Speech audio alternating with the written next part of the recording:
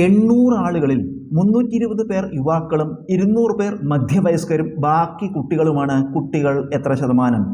ആകെ 800 പേരുണ്ട്. അതിൽ 320 പേർ യുവാക്കളാണ്, 200 പേർ മധ്യവയസ്കരാണ്, ബാക്കിയുള്ളത് കുട്ടികളാണ്. അപ്പോൾ നമുക്ക് എന്താ കാണേണ്ടത്? കുട്ടികൾ എത്ര ശതമാനമുണ്ട്? ആകെ 800 പേരിൽ എത്ര ശതമാനം കുട്ടികളുണ്ട്? അതിന് ആദ്യം നമ്മൾ കുട്ടികളുടെ എണ്ണം കാണുക. ആ കുട്ടികളുടെ ശതമാനമാണ് കാണേണ്ടത്. അതിന് കുട്ടികളുടെ എണ്ണം കാണുക. എങ്ങനെ കുട്ടികളുടെ എണ്ണം കാണുക? ആകെയുള്ളതെന്ന് യുവാക്കളുടെയും മധ്യവയസ്കരുടെയും എണ്ണം കൂട്ടി കുറച്ചാൽ മതി. ആകെയുള്ള 800 ഇത് രണ്ടും കൂടി കൂട്ടുക. യുവാക്കളുടെയും മധ്യവയസ്കരുടെയും കൂടി എണ്ണം കൂട്ടിയിട്ട് കുറച്ചാൽ മതി. അപ്പോൾ 800 കുറയ്ക്കണം 320 പ്ലസ് 200.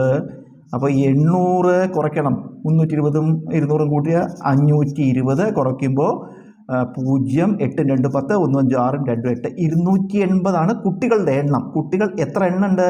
280 കുട്ടികളാണ് ഉള്ളത്. ഈ കുട്ടികൾ എത്ര ശതമാനം? ശതമാനം കാണാൻ ആരുടെ ശതമാനം കാണേണ്ടത്? കുട്ടികളുടെ ശതമാനം. കുട്ടികളുടെ എണ്ണം എഴുതുക. കുട്ടികളുടെ എണ്ണം എത്രയേ? 280 ബൈ ആകെ എഴുതുക. ആകെ എത്രയേ?